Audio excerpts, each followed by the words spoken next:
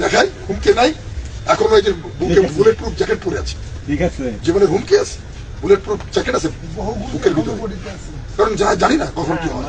সতর্ক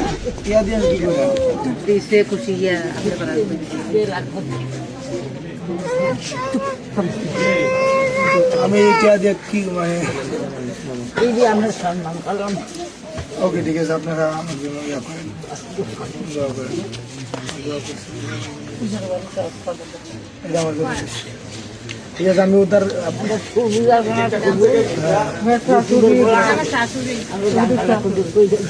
আমি আমার বাড়ির জাঙ্গালটা পুরা